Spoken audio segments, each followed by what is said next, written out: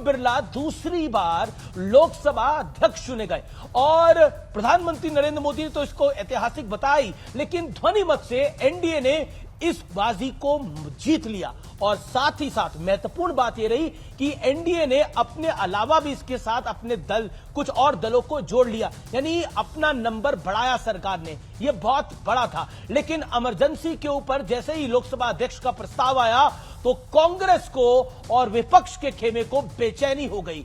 Emergency जो कि आपातकाल था 1975 में, उसको लेकर जब प्रस्ताव आया तो काफी विवाद बढ़ गया, उसको लेकर नारेबाजी हुई। तो आज पूरा दिन क्या हुआ इस रिपोर्ट पे देखते हैं और उसके बाद आज हमारे साथ 3 सांसद लाइव होंगे जो बात करेंगी आज पूरे दिन सदन में क्या हुआ और आखिरकार यह सरकार कैसे चलेगी, पक्ष और विपक्ष में कितनी बनेगी बात।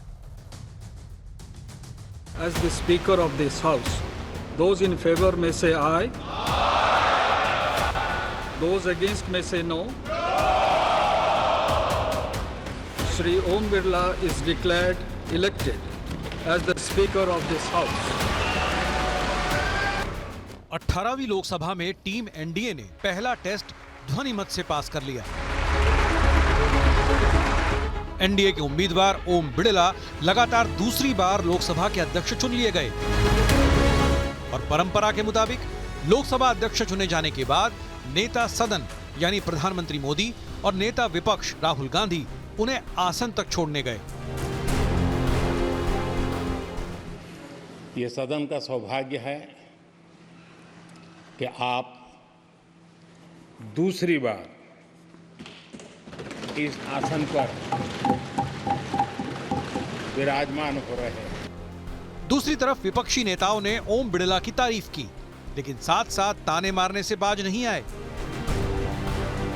It is very important that the voice of the opposition is allowed to be represented in this house. Lok Sabha के अध्यक्ष के रूप में आप हर सांसद और हर दल को बराबरी का मौका और सम्मान देंगे। हम सबकी आपसे अपेक्षा है कि किसी भी जनप्रतिनिधि की आवाज दबाई न जाए। इस हाउस का कैरेक्टर बदल चुका है, अब बीजेपी स्टीम रोल नहीं कर पाएगी। लेकिन इस औपचारिकता के ठीक बाद स्पीकर ओम बिरला ने इमरजेंसी की याद दिलाई और 2 मिनट का मौन भी रखवाया, जिस पर कांग्रेस भड़क गई और जमकर नारेबाजी की। कि एक तरफ तो आप सहयोग की अपील की बात करते हो, मिलजुल कर सदन चलाने की बात करते हो और पहले दिन आग लगाते हो। राहुल जी, संविधान की प्रति खरीद के लाके हाथ में पकड़ने से संविधान नहीं बचता है। संविधान के प्रति हृदय में सम्मान होने से संविधान बचता है। लेकिन आज सबसे बड़ा सवाल है, स्पीकर के मुद्दे पर संख्या बल दिखाने का विपक्ष ने जो दांव चला था, क्या वो उल्टा पड़ गया? क्योंकि गैर एनडीए दल भी ओम बिड़ला के समर्थन में खड़े हो गए थे। आज इसी पर होगी देश की सबसे बड़ी बहस।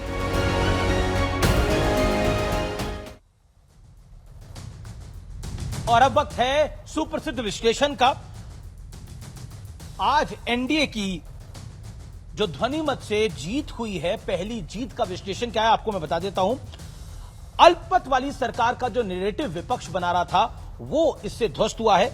दूसरा, नंबर गेम में बीजेपी का मैनेजमेंट विपक्ष पर जरूर भारी पड़ा है, क्योंकि बीजेपी के साथ सिर्फ एनडीए के दल नहीं आए, जगन मोहन रेड्डी भी साथ में आए हैं। तीसरा बड़ा संदेश जो है वो ये है कि स्पीकर के मुद्दे पर इंडिया अलायंस में एक खटपट दिखी। ममता बनर्जी थोड़ी नाराज दिखी और अभिषेक बनर्जी ने सार्वजनिक तौर पे बोला कि कांग्रेस ने हमसे पूछ के ये नहीं डिसाइड किया था। वो बाइट भी हमने आपको सुनवाई।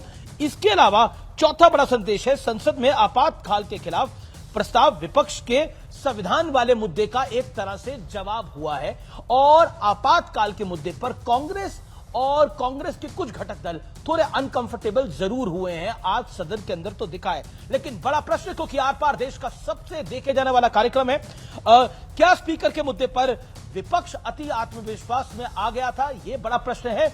और भारतीय जनता पार्टी को भी क्या अपना कैरेक्टर, पॉलिटिकल कैरेक्टर संसद के अंदर बदलना पड़ेगा, इसकी भी हम बात करेंगे। मेरे साथ बात करने के लिए आज कई मेहमान है मेरे साथ 3 सांसद हैं। Doctor Sudhanshu Trivedi, member of parliament और प्रवक्ता है भारतीय जनता पार्टी के। प्रियंका चतुर्वेदी हैं, शिवसेना उद्धव ठाकरे गुट की मेंबर ऑफ पार्लियामेंट है। राज्यसभा की पप्पू यादव हैं, लोकसभा सांसद हैं, उनका भी अभिनंदन है। आप तीनों का अभिनंदन है इस चर्चा के अंदर। लेकिन प्रियंका चतुर्वेदी, शुरुआत आपसे करते हैं। आज सदन के अंदर हमने देखा जब लोकसभा के अंदर ओम बिरला का इलेक्शन हुआ और ध्वनिमत से जब वो प्रस्ताव पारित हुआ, एक ऐतिहासिक मौका था, दूसरी बार ओम बिरला अध्यक्ष बने। लेकिन उसके ठीक बाद इमरजेंसी को लेकर एक विवाद खड़ा हो गया क्योंकि प्रस्ताव आया। क्या आपको लगता है कि 1975 में जो इमरजेंसी लगी थी उसका प्रस्ताव आया, निंदा प्रस्ताव था, क्या आपको लगता है कि वही विवाद की वजह बनी? और विवाद की वजह बनी तो क्यों बनी? तो सबसे पहले तो मैं कहूँगी कि ओम बिरला जी को बधाई है कि वो दूसरी बार स्पीकर बने हैं। पर ये जो दूसरा स्पीकर का जो इतिहास आप बता रहे हैं, ऐतिहासिक मौका रहा। इतिहास एक और भी बना कि 50 साल बाद इस पद के लिए एक इलेक्शन हुआ। भले ही वॉइस वोट से वो जीते हैं, पर इलेक्शन होकर जीते हैं। क्योंकि आज विपक्ष को भी जो जिम्मेदारी दी है देश ने, उस जिम्मेदारी को निभाने का कर्तव्य हमारा बनता है। जहां पर अगर सत्ता पक्ष अपनी मनमानी करती है तो मनमानी के खिलाफ भी लड़ाई लड़ने की जिम्मेदारी देश की जनता ने दी है। वो हमने इससे सिद्ध कर दिखाया। पहली बात ये। दूसरी बात, हाँ, हम जानते थे हमारे पास आंकड़े नहीं हैं, पर यह ध्यान दिलाना ज़रूरी था कि अब जो भी काम होगा संविधान के दायरे में रहकर होगा। और संवैधानिक तौर तरीके हमें बताते हैं कि अगर एक सरकार अपने मनमानी करना चाहती है तो वो मनमानी हम होने नहीं देंगे। जनता की सुनवाई होना ज़रूरी है। अब रही बात इमरजेंसी को लेकर। अब आप देखिए 50 साल पहले इमरजेंसी देश में हुई। इमरजेंसी के चलते बहुत किताबें लिखी गई, बहुत रिसर्च हुआ। इंदिरा गांधी जी ने जब चुनाव रखा, वो चुनाव में हार मिली थी उनको, फिर जनता का विश्वास जीतकर फिर से प्रधानमंत्री बनी थी। और फिर कॉन्स्टिट्यूशनल चेंजेस जो लाने थे कि जहाँ पे इमरजेंसी का काल फिर से ना आ पाए, वो कॉन्स्टिट्यूशनल चेंजेस भी लाए गए। अब वो बात 50 साल पहले हो गई। अब हम 50 साल आगे आए। आज भारतीय जनता पार्टी को 2 टर्म का बहुमत क्यों मिला? कि उनको जहां जहां देश की जनता को लग रहा था कांग्रेस या यूपीए की सरकार ने गलतियां की हैं, तो इस बार नरेंद्र मोदी को हम देते हैं, उनको मेजॉरिटी देते हैं, उनसे कहते हैं कि अब आप हमारे लिए एक नया देश बनाइए, एक न्यू इंडिया जो प्रधानमंत्री मोदी जी कहते थे। अब इस न्यू इंडिया में प्रधानमंत्री मोदी जी ने 10 साल में क्या क्या किया है? बेरोजगारी चरम सीमा पर, महंगाई चरम सीमा पर, महिलाओं पे अत्याचार चरम सीमा पर, युवाओं की जो दिक्कतें हैं एग्जाम्स को लेकर वो चरम सीमा पर। तो एक एजुकेशन इमरजेंसी जो लगाई है उस पर तो प्रधानमंत्री चर्चा नहीं करेंगे। आज देश का, मुझे आप बताइए अमीश जी, आप भी बैठे हैं, मैं भी बैठी हूँ, 18 साल का युवा जो ग्रेजुएशन मेडिकल डिग्री करना चाहता है, वो उम्मीद करेगा कि संसद में चर्चा वो नीट एग्जाम्स को लेकर हो या 50 साल पहले जो आपातकाल की सिचुएशन थी उसको लेकर हो। आज 21 साल का युवा जो बेरोजगार बैठा है, वो क्या उम्मीद कर रहा होगा देश के संसद से कि आप बात करेंगे कि देश में बेरोजगारी क्यों है या 50 साल पहले क्या हुआ था इतिहास में? एक मिनट में तीसरा, सुधांशु त्रिवेदी भी मेरे साथ जुड़े कहेगी कि हमारी सुरक्षा की आप बात करिए या 50 साल पहले क्या हुआ था उसकी बात करिए, या देश की जनता ये कहेगी कि जो आप एजेंसीज का दुरुपयोग कर रहे हैं, जो आप मीडिया को कंट्रोल कर रहे हैं, जो आप फंडामेंटल राइट्स हैं उसको ट्रैम्पल कर रहे हैं, वो क्या अनडिक्लेयर्ड इमरजेंसी नहीं है? और ये अनडिक्लेयर्ड फंडामेंटल राइट्स कहां ट्रैम्पल हुए हैं? नहीं, फंडामेंटल राइट्स तो ट्रैम्पल हुए थे। प्रियंका जी एक सेकंड, एक करेक्शन। फंडामेंटल राइट्स को तो ट्रैम्पल हुए थे जब नहीं, आप उनसे बात करिए फंडामेंटल राइट्स के बारे में जी। नहीं, जिनके घर बगैर जुडिशरी के नहीं, अब किसी गुंडे बदमाश का घर टूट रहा है तो उसके लिए चिंता हमें क्यों करनी है? लेकिन फंडामेंटल राइट्स, गरीबों के घर टूट रहे हैं। अयोध्या में जो घर टूटे, जिनका परिणाम इन्होंने भुगता और समाजवादी पार्टी ने वहां से चुनाव जीता है, आप उनसे जाकर पूछिए। बनारस में नरेंद्र मोदी जी का जो विनिंग मार्जिन था 1.5 लाख पे आ गया, आप उनसे जाकर पूछिए। ये फंडामेंटल राइट्स होते हैं। मैं उन फंडामेंटल राइट्स की जी, सुधांशु त्रिवेदी मेरे साथ है। जी सुधांशु त्रिवेदी, विपक्ष लामबंद है, लेकिन संविधान और आपातकाल की इस जंग में सदन चलाना तो सरकार का भी काम है, शासन का भी काम है। क्या आपको लगता है कि जिस तरह से आज अखिलेश यादव, राहुल गांधी, पप्पू यादव भी बैठे हैं, पप्पू यादव ने भी बोला कि क्या बात हो रही है, 50 साल पुरानी बात क्यों हो रही है? अभी प्रियंका जी भी मेंबर ऑफ पार्लियामेंट है राज्यसभा की, आप भी उस सदन के मेंबर हैं, सेकंड टाइम मेंबर हैं आप। तो प्रश्न यह है कि 50 साल पुरानी बात को याद दिलाना आवश्यक क्यों था आज? कारण बताइए। बताता हूं, बड़ा विचित्र तर्क है। तो 15 अगस्त 47 क्यों मनाते हैं? 15 अगस्त ये हो गया जो होना था 77 साल पहले।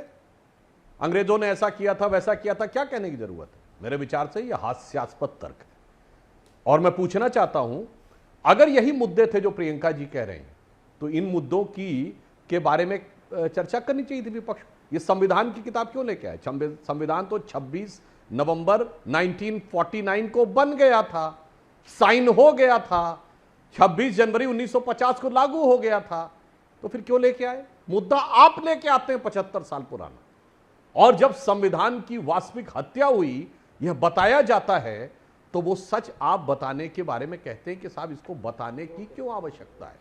इसलिए बताने की आवश्यकता है कि जैसे प्रियंका जी की पार्टी को अपने नाम के आगे बाला साहब ठाकरे जी का नाम लगाने की जरूरत पड़ती है, यद्यपि वो आज हमारे बीच में नहीं है, तो इसलिए जो आपके पुराने कार्य हैं, अच्छे या बुरे, दोनों आपके साथ होते हैं। और हम ये बताना चाहते हैं, जो उन्होंने कहा आज अनडिक्लेयर्ड इमरजेंसी का शायद आइडिया नहीं है आप लोगों को। जितना प्रियंका जी ने बोला है ना, इतना बोलने पे इमरजेंसी में जेल और आप कभी बेल भी नहीं मांग सकती थी। खत्म।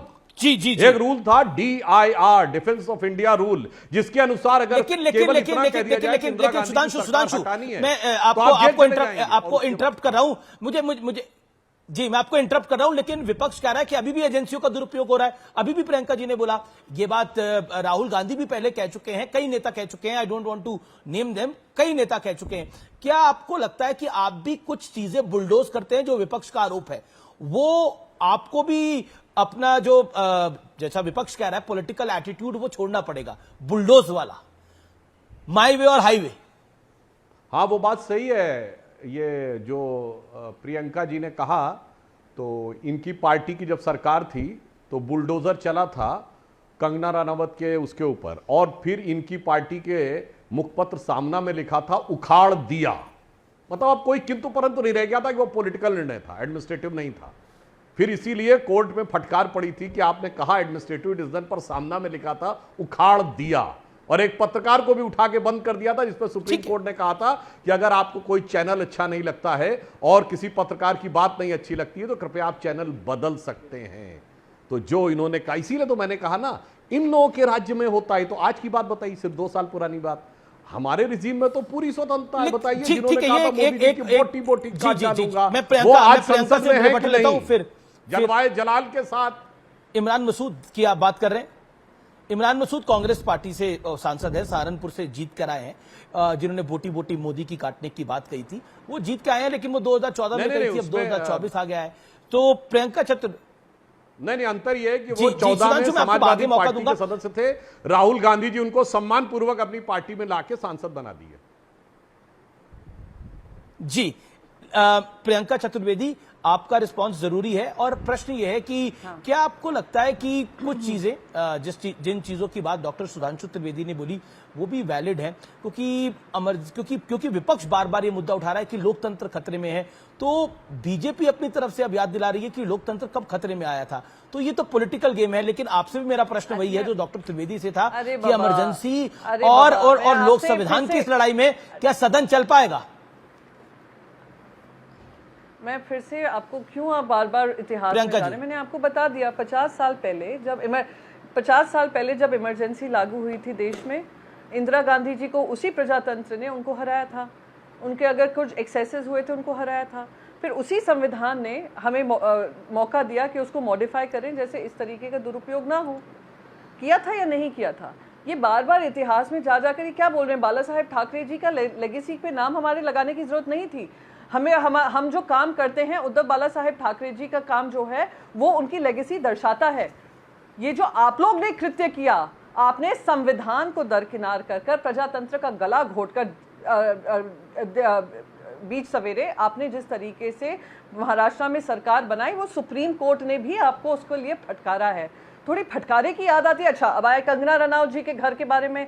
आप लोगों को ये दिक्कत होती है जब अमीरों के अवैध काम जो होते हैं, अमीरों के घर तोड़ दिए जाते हैं। घर नहीं, ऑफिस तोड़ा गया था और उनका कंपाउंड वॉल तोड़ा गया था, जो उनको 3-4 नोटिसेस मिल चुके थे, तब टूटा गया था। जो गरीबों के घर आपको टूटे, बनारस हो या अयोध्या हो, वो आपको नहीं दिखा। तभी तो आज नरेंद्र मोदी जी की हालत ये है कि जी। 1.5 लाख के मार्जिन से ही जीत पाए हैं बनारस में, और अयोध्या हार गए हैं, और आने वाले समय में असेंबली चुनाव में भी आपको समझ में आ जाएगा। रही बात आपातकाल की, आज पूरा का पूरा जो सत्ता पक्ष था वो कौन सी पिक्चर प्रमोट कर रहा था? 6 सितंबर को वही इनकी जिनके बारे में ये चर्चा कर रहे हैं उनकी पिक्चर आने वाली है, वो खुद उसका प्रमोशन कर रही हैं। तो आज जो उनको पार्लियामेंट से ज्यादा बड़ी जगह क्या मिलती कि पार्लियामेंट में ये सारे सांसद भारतीय जनता पार्टी के, उनका अलायंस आज जाकर उस पिक्चर का प्रमोशन कर रहा था। पर जनता ने सबक सिखाया है, जनता ने सबक सीखा है, सरकारों ने सबक सीखा है। और ये बात और फिर लास्ट कंपैरिजन जो कर रहे थे इंडिपेंडेंस डे से और रिपब्लिक डे से, आपको इस पे कुछ तो शर्मनाक महसूस होना चाहिए कि 200 साल की लड़ाई लड़कर हमने ब्रिटिशर्स से हमने लड़ाई लड़ी और उनको धक्के मारकर निकाला, और उसको हम सेलिब्रेट करते हैं। रिपब्लिक डे को हम सेलिब्रेट करते हैं कि हमने एक कॉन्स्टिट्यूशन दिया जो फॉरवर्ड थिंकिंग कॉन्स्टिट्यूशन था। सेलिब्रेशन होता है। ये रिमाइंडर ऑफ जो आप करने की कोशिश कर रहे हैं इमरजेंसी डेज, उसका निवारण 50 साल पहले हो चुका है। प्रजातंत्र ने ही किया है और देश के संविधान ने ही किया है। यही अंतर है आप में और हम में। ओके, सुधांशु जी सुधांशु आपका रिप्लाई, सुधांशु जी आपका reply, then Pappu Yadav, I am coming to you. Sudhanshu Trivedi. अब मैं प्रेजेंट और देखिए संगत का असर कितना होता है। प्रियंका जी शिवसेना की सांसद है और मुंह से क्या निकला? 200 साल की गुलामी का संघर्ष। शिवसेना जिस छत्रपति शिवाजी महाराज के नाम पे बनाई गई थी, वो संघर्ष गुलामी का संघर्ष नहीं था, सिर्फ अंग्रेजों से गुलामी का संघर्ष था। ये गुलामी की मानसिकता जिस संगत में जाके आप बैठे, उस संगत का प्रभाव आ गया। जब हमारे साथ थे तो हम कहते थे शिवाजी का संघर्ष, गुरु गोविंद सिंह का संघर्ष और महाराणा प्रताप का संघर्ष सब आजादी का संघर्ष था। 800 साल की गुलामी थी, 200 साल की नहीं थी। नहीं, अब वो करने से कुछ नहीं होगा, हमें पता है। जैसी संगति बैठी है वैसे ही गुणदीन। अब आइए आज के समय में कौन संविधान की ऐसी तैसी कर रहा है, यह बताइए। संविधान के अनुसार पार्लियामेंट से पारित किसी एक्ट के बारे में कोई विधानसभा प्रस्ताव पारित नहीं कर सकती। सीए पार्लियामेंट से पारित एक्ट था और केवल 2 साल पहले अनेक राज्य विधानसभाओं ने उसके खिलाफ पारित किया। यह संविधान खतरे में डालना था कि नहीं? और सीए किससे जुड़ा हुआ था? नागरिकता से जुड़ा। नागरिकता का विषय राज्य का विषय है ही नहीं, टोटली सेंटर का विषय है। तो जो राज्य का विषय नहीं है उस पे केंद्र से पारित प्रस्ताव के खिलाफ प्रस्ताव पारित करने वाले लोग, यानी संविधान को ध्वस्त करने वाले लोग, और जब इनकी सरकार थी तो भारत की हाईएस्ट एग्जीक्यूटिव बॉडी कैबिनेट का पर्चा पब्लिकली फाड़ने वाले, कैबिनेट के प्रस्ताव को पब्लिकली ऐसे ऐसे करके फाड़ने वाले लोग, संविधान के चिन्ह उड़ाने वाले लोग आज ये कहने का प्रयास करते हैं। इसलिए हमने बताया संविधान की रक्षा हम ही ने की है, और आज आप दुर्भाग्य से उन लोगों के साथ जाके खड़े हो गए हैं। और देखिए एक लाइन और कह दूं, गठबंधन में कितना सामंजस्य है। पप्पू यादव जी हमारे साथ बैठे हैं, इनको टिकट क्यों नहीं मिलने दिया? आरजेडी ने सिर्फ इसलिए कि पप्पू यादव जी को टिकट ना मिले तो वो सीट अपने पास रख ली, और कांग्रेस ने सरेंडर कर दिया और वो निर्दलीय लड़के जीत के आ गए। अब आप सोचिए कि पप्पू यादव जी की उपस्थिति अपने आप में दर्शाती है कि वास्तविकता में इस इंडी गठबंधन में एक दूसरे के बारे में कैसा घात प्रतिघात और शय और मात का खेल करने में लगे हैं कि एक मजबूत नेता दिख जाए तो उसे जी सुधांशु जी ये अपने आप में प्रमाण है। नहीं तो पूछ लीजिए आज उनके आगे निर्दलीय सांसद की बजाय पप्पू यादव जी ओके, निर्दलीय सांसद हैं पप्पू यादव और बड़े वरिष्ठ नेता हैं, और मेरी तो इनसे मुलाकात भी बहुत पुरानी है। पप्पू यादव जी, आपके साथ धोखा हुआ है, डॉक्टर सुधांशु त्रिवेदी तो यही कह रहे हैं, और आज आपने सदन में बोला ये रंग में भंग डाल रहे हैं। प्रश्न ये है कि रंग में भंग डाल कौन रहा है? और जब इमरजेंसी की बात होती है तो उस आपातकाल की बात होती है जब वाकई इस देश के संविधान को दरकिनार कर दिया गया था और सिर्फ एक नेत्री के लिए यह सब कुछ हुआ था, श्रीमती इंदिरा गांधी जी के लिए।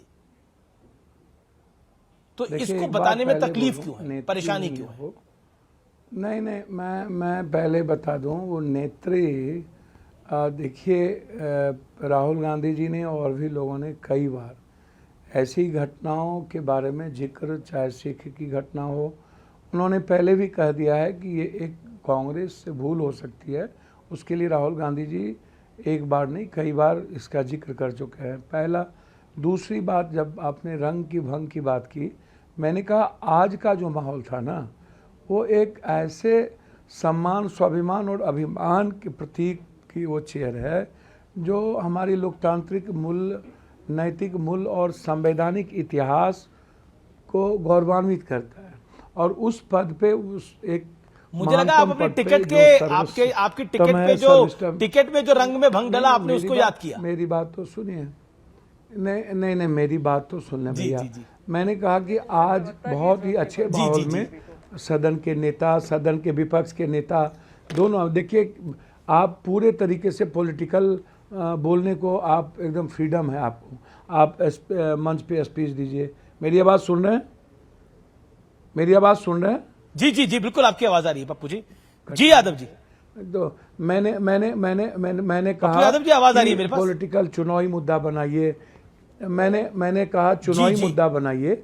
आप पॉलिटिकल पार्टी हर एजेंडे को उठाती है, हमें उसमें कोई आपत्ति नहीं है, हम एक दूसरे के लिए नहीं है। लेकिन आज का जो माहौल था जब राहुल गांधी जी प्रतिपक्ष के नेता बने, देखिए एक बात समझिए, मैं कभी भी लाई लपट की बात नहीं करता हूँ। अलग बात है हम निर्दलीय चुनाव सही, त्रिवेदी साहब हमारे भाई हैं, निर्दलीय एक बार नहीं 4 बार, हम 7 बार संसदीय जीवन में 5 बार निर्दलीय, एमएलए भी निर्दलीय थे, 2 ही बार पार्टी से हम एमपी बने, 5 बार 4 बार हम निर्दलीय सांसद रहे। ये ट्रस्ट, ये भरोसा, ये विश्वास, एक उम्मीद बेटे की तरह बिहार और पूर्णिया को हमसे है। लेकिन मुद्दा यहाँ नहीं है, मुद्दा यहाँ है कि एक व्यक्ति, आप याद कीजिए मनमोहन सिंह जी की दूसरी पारी, जिन्होंने प्रधानमंत्री की कुर्सी छोड़कर लगातार आज के युग में 5-10 किलोमीटर लोगों को चलना मुश्किल होता है, उसने एक आवाज़ बना देश का। मणिपुर से लेकर, हम मणिपुर की डेमोक्रेसी की बात करेंगे, हम बात करेंगे कर्नाटक में चुनी हुई सरकार की, हम बात करेंगे मध्य प्रदेश। देखिए फिर संबित भाई बोलेंगे कि आगे क्या हुआ, आगे ने कांग्रेस ने किया, ठीक है, परंपरा क्या बनी रहनी चाहिए। सुधांशु भाई एक नए इतिहास, पार्लियामेंट बन गए लोकसभा में, लेकिन ये सुधांशु त्रिवेदी हैं जी। आप जी जी जी नहीं ना, सुधांशु भाई की वैसे त्रिवेदी जी की बात कर रहे हैं, मेरे भाई हैं ये। मैं एक बात कहना चाहूँगा, जैसे कर्नाटक की सरकार गिरी, जैसे महाराष्ट्र की सरकार गिरी, और बाला साहब ठाकरे का जब जिक्र आता है तो मुझे याद आता है कि एक एमपी अटल जी और आडवाणी जी का वो साथ, बाला साहब का, और वो एक मित्रवत, एक भाव, मतलब वो साथ को जब मैं याद करता हूँ, और उसके बाद जितने नेता इस देश में बने बीजेपी के, वो किस तरह जाकर के समर्पण के भाव के साथ आशीर्वाद लेते थे। हम बाला साहब ठाकरे नहीं रहे, उसकी भी जिक्र नहीं करेंगे। हम बात करेंगे कि 5 जज ने क्या कहा था, हम उस बात की जिक्र करना चाहेंगे। सुप्रीम कोर्ट के वरिष्ठतम जज ने किस बात का जिक्र किया था। एक हम बात करेंगे अरविंद केजरीवाल जी आज पर आपको क्या कारण लग रहे हैं इन्वॉल्व, चलिए मेरी बात तो सुनिए ना। एक केस में इन्वॉल्व है, चलिए इन्वॉल्व थे या नहीं थे उसको न्यायालय को देखना है।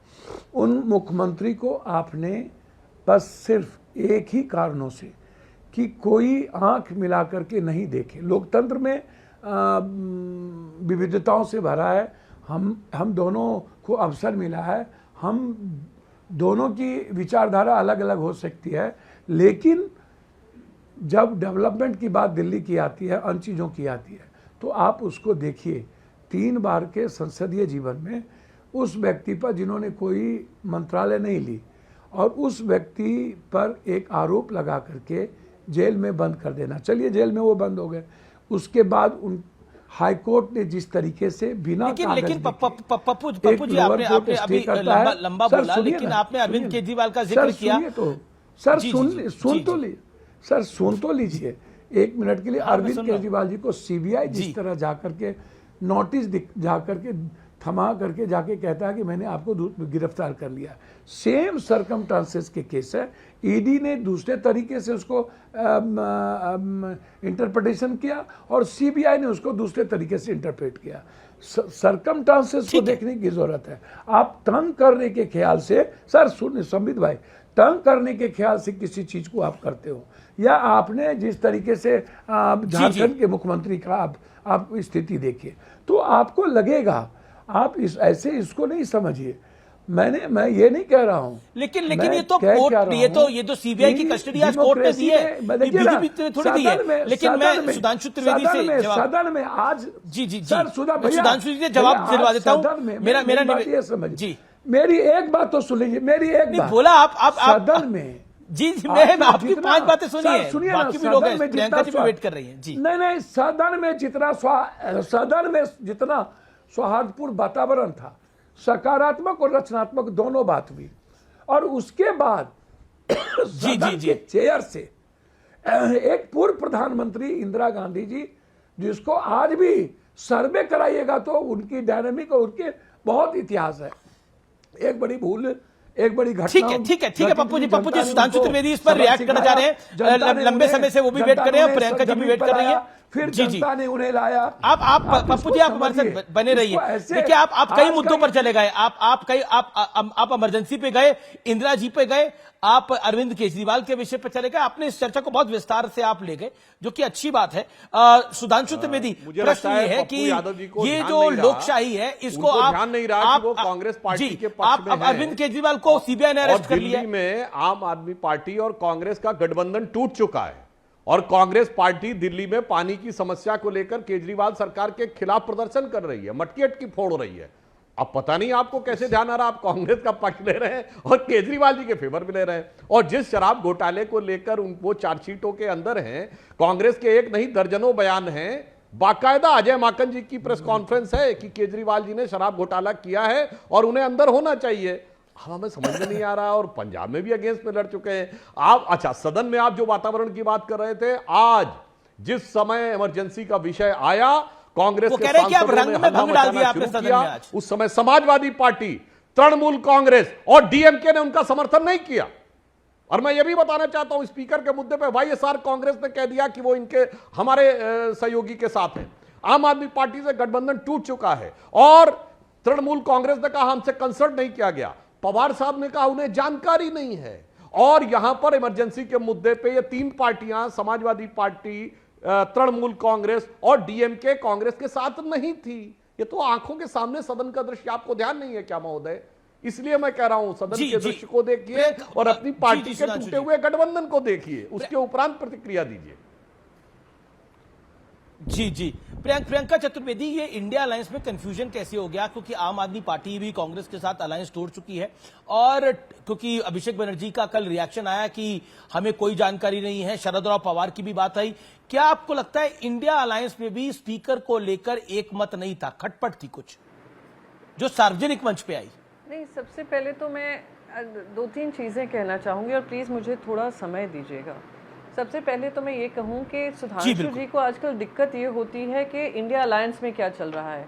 क्या अभी तक आपके इनके वक्तव्य में आपने सुना कि सुप्रीम कोर्ट ने जो बात कही थी महाराष्ट्र को लेकर, इसका वक्तव्य इनसे सुना है? नहीं सुना होगा। क्या आपने अभी तक उनसे महंगाई के ऊपर कुछ सुना है? नहीं सुना होगा। क्या आपने इनके पेपर लीक के बारे में इनसे बात करते हुए सुना है? नहीं सुना होगा। क्या आपने बेरोजगारी के बारे में सुना? नहीं सुना होगा। ये बार बार दूसरों के बारे में बात कर कर कि इंडिया अलायंस के साथ कौन है, कौन नहीं है, असमंजस है, मंजस है, असमानता है, नहीं है, प्लीज आप हमारी टेंशन मत लीजिए। बात रही क्या अभिषेक जी ने आकर कहा, अभिषेक जी ने बाकायदा एक स्टेटमेंट किया। शाम को आपने देखा नहीं था जब एलओपी का डिक्लेरेशन हुआ था राहुल गांधी जी का, उसमें बाकायदा डेरेक ओब्रायन जी और कल्याण बैनर्जी थे साथ में। अब रही बात, आप बार बार हर चैनल पे आकर, मैंने जो जो डिबेट अब तक की है सुधांशु जी के साथ, बार बार कह रहे हैं आम आदमी पार्टी और कांग्रेस का वो टूट गया, गठबंधन टूट गया, पर इंडिया अलायंस तो है, एक पार्टी का अलायंस नहीं है, मल्टीपल पार्टीज का अलायंस है, मल्टीपल स्टेट्स का अलायंस है।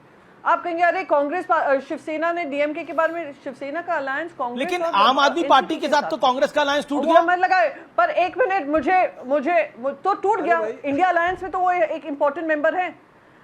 टीएमसी वेस्ट बंगाल में कांग्रेस के साथ नहीं लड़ी, पर क्या वो इंडिया अलायंस का हिस्सा नहीं है? बिल्कुल है। अब बार बार ये उल्टा सीधा बयानबाजी करना। एक मिनट, लास्ट चीज मैं कहूंगी, बार बार याद दिलाते हैं अरे बाला साहेब जी की शिवसेना, बाला साहेब जी की शिवसेना। अरे बाला साहेब जी की शिवसेना को 25 साल आपके साथ खड़े रहे हैं। आपके, जब आपने ऊंचाइयों का स्तर देखा होगा, जब निचाई का स्तर देखा होगा, आपकी हंसी में, आपकी खुशी में, जब नितिन गडकरी जी से लेकर राजनाथ सिंह जी हारे थे और सरकार नहीं बना पाए थे, हम तभी भी आपके साथ खड़े रहे थे। आपने हमें मंत्री पद दिया, नहीं दिया, हम उसमें कभी चर्चा में नहीं गए। पर हाँ, ये जरूर बाला साहेब ठाकरे जी की शिवसेना पूछना चाहेगी आपसे, 25 साल का अलायंस तोड़ा आप लोगों ने, और तोड़ने के बाद जो आपने जुर्रत की हमारी पार्टी को तोड़ने की, वो बाला साहेब ठाकरे जी का आपको ध्यान नहीं आया? जो पीठ में खंजर घोंपने का काम किया आपने। और तभी महाराष्ट्र की जनता, अभी भी आप अहंकार से बात करेंगे बाला साहेब जी के बारे में, महाराष्ट्र की जनता ने, और आपसे विनम्र निवेदन है, महाराष्ट्र की जनता ने आपको एक बड़ा सबक सिखाया है। वो 25 सीट पर लड़ने वाली भारतीय जनता पार्टी जो 21 सीट लड़कर जीत कर आई थी 2019 में, आज वही, 1 minute please Amish Devgan ji, please interrupt मत करिए, आज वही 28 सीट पर लड़ती है और 9 सीट लेकर आती है। इसका भी आप ध्यान रखिए। पर एक बात और प्रूव हो गई कि 2019 रहा हो या 2014 रहा हो, महाराष्ट्र में अगर भारतीय जनता पार्टी जीती थी वो बाला साहेब ठाकरे जी के पोस्टर पे जीती थी, ना कि नरेंद्र मोदी जी के पोस्टर पे। इस बार तो हमारे पोस्टर पे नरेंद्र मोदी जी भी नहीं थे, हम 0 से 9 पे पहुंचे हैं। जरा उसका जवाब दीजिए, फिर हमसे बात करिएगा। ओके, सुधांशु त्रिवेदी, क्या आपको लगता है कि इस बार जो महाराष्ट्र में डेंट हुआ, और बार बार आप लोग कहते थे कि ये बीजेपी की जीत थी, उद्धव ठाकरे की जीत नहीं थी, लेकिन इस बार तो उद्धव ठाकरे की प्योर सीटें हैं ये 9, और एक बड़ा, हालांकि अगर ओवरऑल हम देखें तो शिवसेना को भी, जो ओरिजिनल शिवसेना थी उससे वो भी नीचे आई, और आपका भी बहुत बड़ा नुकसान हुआ, और शिवसेना का तो सिंबल भी वो नहीं था। तो in that way Priyanka Chaturvedi की जो बात है वो थोड़ी करेक्ट इसलिए है क्योंकि उसके अंदर इस बार ये ओरिजिनल शिवसेना जो अपने सिंबल के साथ लड़ती थी वो नहीं लड़ी थी। ओके ओके, नहीं प्रियंका जी, प्रियंका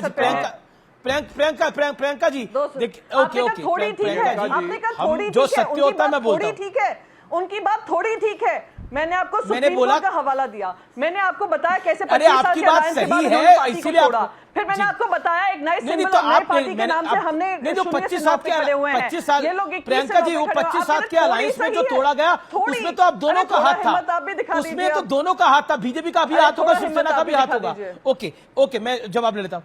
ओके, मैं तो पूरी हिम्मत दिखाता हूँ जी, तभी यहाँ बैठा हुआ हूँ। ओके सुधांशु त्रिवेदी, देखिए हिम्मत की बात जहां तक है तो प्रियंका जी ने अद्भुत हिम्मत दिखाई है। उन्होंने स्वीकार कर लिया कि आम आदमी पार्टी कांग्रेस गठबंधन सिर्फ दिल्ली में था मैडम, पंजाब में था ही नहीं, और दिल्ली में कह दिया आम आदमी पार्टी ने कि हमारा गठबंधन खत्म। मैं क्या करूं इस बात का, क्या बार बार आप उस पे आ रहे हैं? एक दूसरे के खिलाफ मुद्दे पर आइए ना। अरे भाई अब आप बोल रही थी, मैंने डिस्टर्ब नहीं किया, अब आप अपने टर्न पे बोलिए, की बात मत करिए, मुद्दे पर आइए। अरे मुद्दे पे बोल रहा हूँ, आपकी बात का क्रमवार जवाब दे रहा हूँ, अब आप बीच में डिस्टर्ब मत करिए। अरे आम आदमी पार्टी आप जोर से बोल रही थी तो मैं भी कह रहा हूँ, अपने टर्न पे बोलिए। आपके बोलने के दौरान मैं एकदम शांत रहा, अरे एकदम शांत रहा मैं, अब आप बीच में मत बोलिए, अब बात सुनिए, अब मैं बता रहा हूं, आपने खुद स्वीकार किया। मैं मुद्दे पे वापस लाऊंगी। अरे मुद्दे से क्या भटक रहे हैं, आप ही ने कहा इंडी गठबंधन है, तो मैं बता रहा हूं जो गठबंधन है वो किस प्रकार का। आपने खुद कहा कि हमारा विरोध है, फिर भी है, तो मैं बता रहा हूं कैसा विरोध है। अब शांति से सुनिए और एक एक बात का क्रमवार जवाब देता हूं आपको, इसमें टेम्पर लूज करने की जरूरत नहीं है। अब मैं बताता हूं, देखिए साहब, आम आदमी पार्टी के खिलाफ कांग्रेस प्रदर्शन कर रही है मगर गठबंधन है। तमिलनाडु, उसमें बंगाल में कांग्रेस के अध्यक्ष अधीर रंजन चौधरी जो अभी पिछली लोकसभा तक नेता प्रतिपक्ष थे, वो कहते हैं there is no democracy in Bengal, और ममता बनर्जी जी की सरकार किलर हो गई है, यानी हत्यारी हो गई है सरकार। इसके बावजूद दिल्ली में कहते हैं to save the democracy in India we need Mamata Banerjee, गठबंधन है। अब बताइए केरल में आप लड़ रहे हैं कम्युनिस्ट पार्टी से, एक दूसरे के खिलाफ खूनी संघर्ष कर रहे हैं, मगर दिल्ली में गठबंधन है, तो पूरे देश को समझ में आता है कैसा गठबंधन है। और आप लोगों ने समझदारी का काम किया कि कम से कम मत विभाजन। लेकिन सुधांशु त्रिवेदी एक बात है, बेशक ममता बनर्जी, सुधांशु त्रिवेदी माफ करिए मैं बीच में, अरे भाई हमें पूरी बात करने दीजिए, क्या बात है भाई, ये लगातार बोलेंगे और उसके बाद 2 सेंटेंस के बाद बीच में बोलने लगेंगे, ऐसे कैसे होगा भाई। और सुनिए प्रियंका जी, आपने कहा नीट, तो मैं नीट पे भी बोलना चाहता। अच्छा मेरा प्रश्न है सुधांशु जी। अरे भाई अच्छा आपका प्रश्न पूछिए, आपका प्रश्न उसका भी जवाब दे दे जी। बोल पूछिए। मेरा प्रश्न ये है कि प्रियंका चतुर्वेदी ने एक बात बोली और उसके ऊपर आपने जवाब दिया, लेकिन उसके बाद भी इंडिया अलायंस के घटक दल टीएमसी भी है। एलओपी की जब अनाउंसमेंट हुआ तब डीएमके भी साथ थी, तब टीएमसी भी साथ थी, तब बाकी घटक दल भी साथ थे। पॉइंट ये है, लेकिन आम आदमी पार्टी का बेशक अलायंस जो है वो आम आदमी पार्टी और कांग्रेस, मुझे लगता है वहां पर बहुत बड़ी खटपट है, लेकिन उसके बाद बाकी दल तो साथ ही हैं। अब अधीर रंजन चौधरी और ममता जी की नहीं बनती, वो वहां पे पर्सनल इक्वेशन की दिक्कत है, लेकिन ये मोदी के खिलाफ, बीजेपी के खिलाफ एक है ये सब लोग, ये पॉइंट तो सामने दिखा है इस चुनाव के अंदर। अच्छा चलिए ठीक है, अब चलिए अधीर रंजन चौधरी जी से पर्सनल इक्वेशन की दिक्कत है, तो एनी राजा जो राहुल गांधी के खिलाफ चुनाव लड़ी है, उन्होंने कहा कि वायनाड से लड़ने के बारे में कम्युनिस्ट पार्टी को कॉन्फिडेंस में नहीं लिया गया, कोई बात नहीं की गई, मुस्लिम लीग से बात की गई, तो राहुल गांधी के ऊपर है, उनसे भी पर्सनल इक्वेशन की बात है, मतलब वहां भी पर्सनल इक्वेशन की बात है। यही तो मैंने कहने का प्रयास किया कि इन लोगों में आपस में, और जो लीडर ऑफ द अपोजिशन पे सपोर्ट करने की बात है वो तो इन पार्टियों की मजबूरी है, क्योंकि जिस बड़े विपक्षी दल के 10% से अधिक सांसद होंगे उसी को लीडर ऑफ द अपोजिशन मिलेगा, ये चाहे या ना चाहे। हाँ, स्पीकर में सबकी सहमत जरूरी थी, नहीं दिखी। आप अब एक पूरी बात और कर दूं, इन्होंने जो पूछा था उसका भी जवाब दे दूं। इन्होंने कहा नीट पे हम नहीं बोल रहे हैं, नीट पे एनटीए के डीजी को हटा दिया गया, सीबीआई इंक्वायरी सेटअप कर दी गई, नेट की परीक्षा कैंसिल कर दी गई, धड़ाधड़ गिरफ्तारियां हो रही। आपने कहा महंगाई पे नहीं बोल रहे हैं, आज महंगाई की दर कितनी है महोदया? 4.75%। मैं चुनौती से कहता हूं 55 साल के कांग्रेस सरकार के कोई 2 साल बता के जाइए जब 5% से कम हो, 5 साल बता के जाइएगा। और जी सुधांशु जी, आपने अपनी बात को रखा, अब 4 साल बता के जाइएगा जब बेरोजगारी की दर पप्पू यादव जी जी इसलिए मैं कहना चाहता हूं पप्पू यादव देखिए एक बात मैं बता रहा हूं, मैं एक बात बता रहा हूं कि नेट, आपने कहा कि नेट का एग्जाम कैंसिल कर दिया गया, आपने कहा नेट का एग्जाम कैंसिल कर दिया गया। मैं कह रहा हूं नीट के एग्जाम के बारे में, जहां 20 बच्चे आत्महत्या किए और एग्जामिनेशन, कोई भी एग्जामिनेशन हो, क्वेश्चन लगातार पेपर लीक आउट हो रहा है। आप आरबीआई से लेकर के अभी जितना उत्तर प्रदेश में लगभग सारे प्रश्न लीक होते हैं। एक दूसरा चीज़, वो पासपोर्ट, पहले बीजेपी ने कही कि पेपर लीक नहीं हुआ है, और जब अपराध शाखा, इन्हीं के गठबंधन नीतीश कुमार की सरकार की अपराध शाखा ने जब पूछताछ के लिए चिट्ठी भेजा तो इन्होंने जवाब नहीं दिया, और फिर इन्होंने डीजीपी को कहा कि हमको तुम भेज दो सीबीआई इंक्वायरी के लिए, उन्होंने मना कर दिया कि मैं सक्षम हूं, तो इन्होंने सोमोटो नोटिस ले लिया, सीबीआई इंक्वायरी, कहा कि आप हमको कागज दे दीजिए, जबरदस्ती।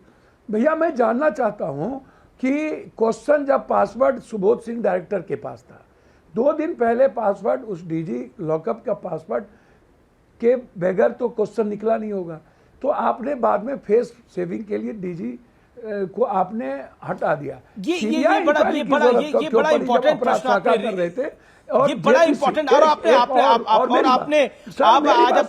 आपने वक्तव्य में भी अपने सदन के अंदर बोला, आपने अपने वक्तव्य में भी सदन के बोला कि ये 50 साल पुरानी इमरजेंसी की बात करनी जरूरी है, ये अभी नीट के मामले में बात करनी जरूरी है। एक सेकंड में सुधांशु से जवाब भी लेता हूं। सुधांशु त्रिवेदी, क्योंकि आप खुद पेशे से इंजीनियर है, क्योंकि आप खुद पेशे से सुधांशु त्रिवेदी इंजीनियर है, नीट का मुद्दा इस देश के करोड़ों छात्रों का मुद्दा है, इस देश के करोड़ों परिवारों का मुद्दा है। ये ऐसा मुद्दा है जो वाकई जिसको सोचकर, और जब छात्र इसकी पूरी मेहनत करते हैं और वो मेहनत पानी में चली जाती है, उसको देख के सिर्फ दुख नहीं होता, उनके भविष्य में भी खतरा होता है। क्या आपको लगता नहीं है कि क्योंकि शासन में आप हैं, उत्तर प्रदेश से लेकर बिहार के अंदर शासन में आप हैं, आपके डिप्टी सीएम को मैंने इंटरव्यू करा, उन्होंने बोला तेजस्वी यादव के पीए ने कमरा बुक करा लिया। कमरा बुक कराने से पेपर थोड़ी लीक होता है, पेपर लीक होता है जो पप्पू यादव ने बताया। वैसे कैसे पासवर्ड गया? ये सारे प्रश्न बहुत बड़े हैं, और ये प्रश्नों के जवाब सरकार को, शासन को देने होंगे। डॉक्टर सुधांशु त्रिवेदी, और मैं चाहता हूं इसके ऊपर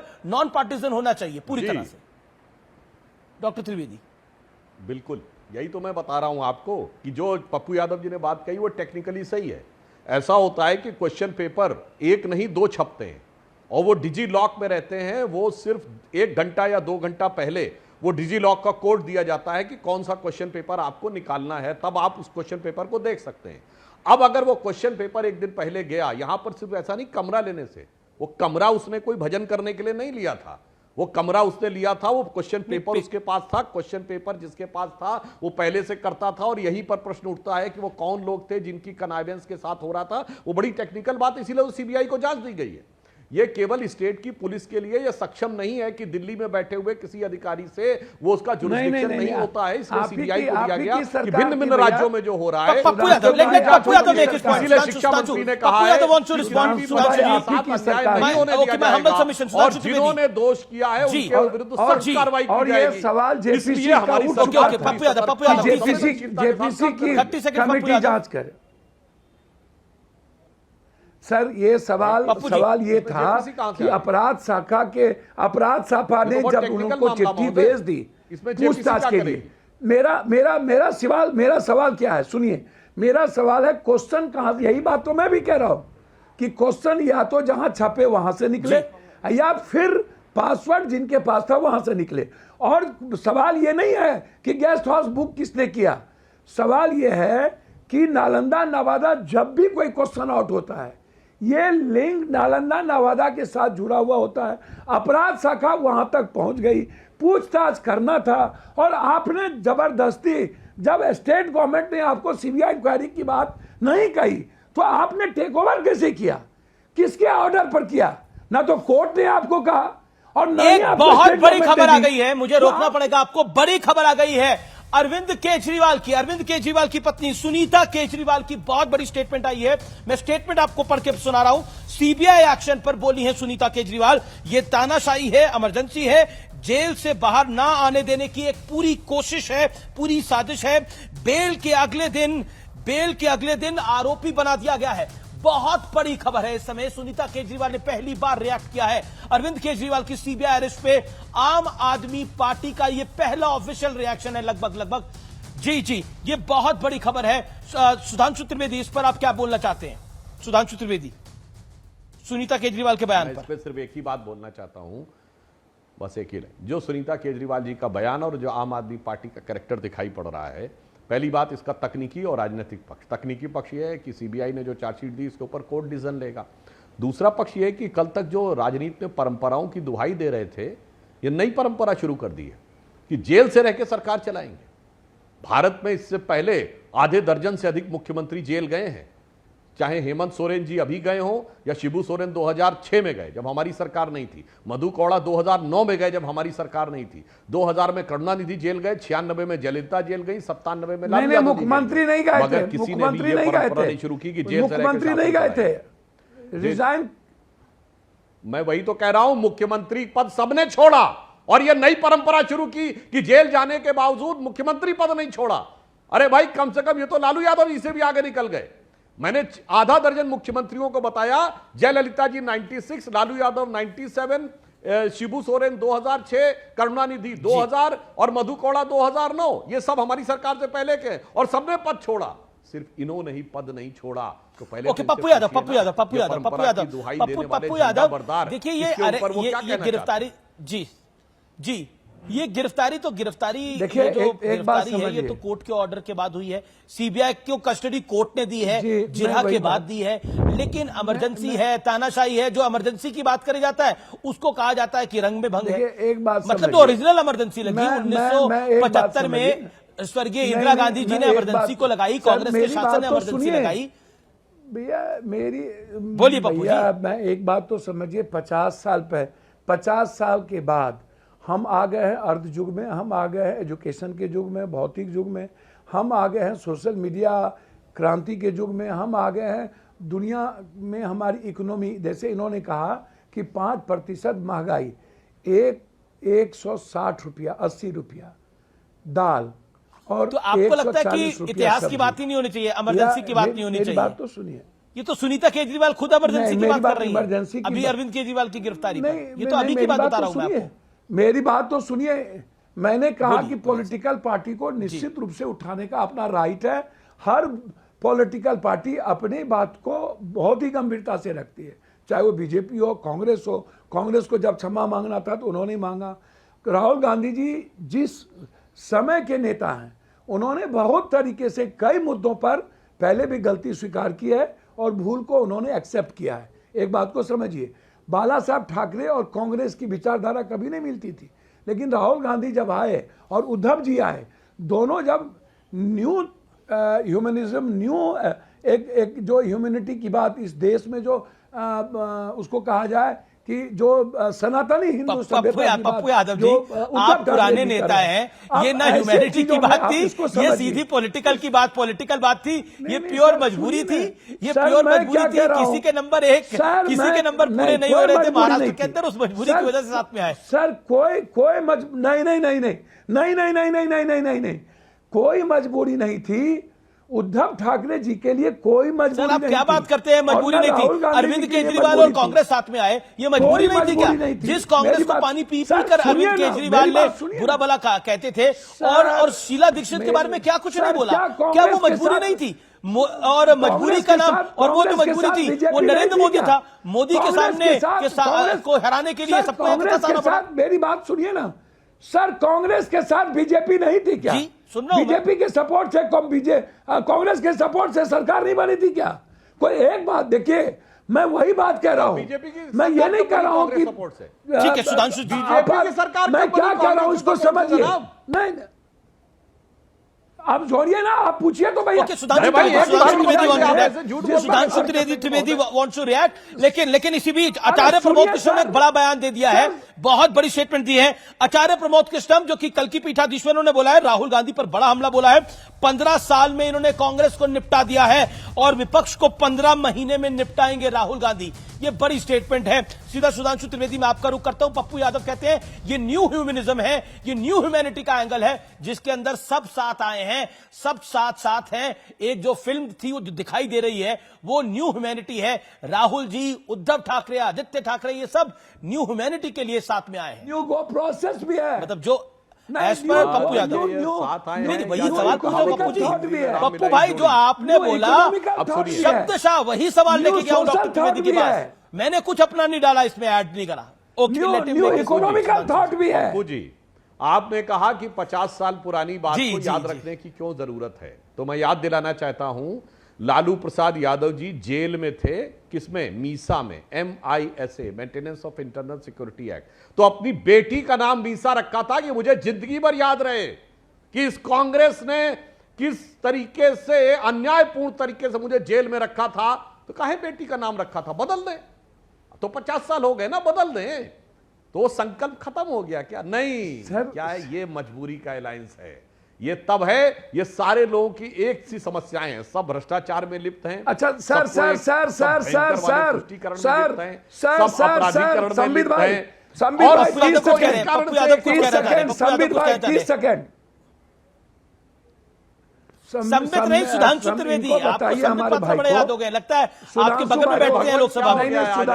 पप्पू यादव, नहीं, सुधांशु भाई को पूछिए कि नीतीश कुमार जी को कितना गाली दिए और कितना इन लोगों ने एक दूसरे को धरती पर मिटा देंगे, मर जाएंगे, कभी नहीं जाएंगे।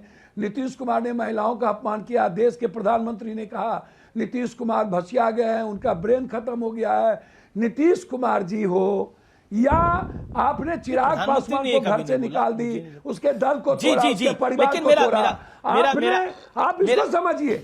मेरा समय यहाँ पर भी सुनिए, समय यहाँ समाप्त हो रहा है, समय यहाँ समाप्त हो रहा है।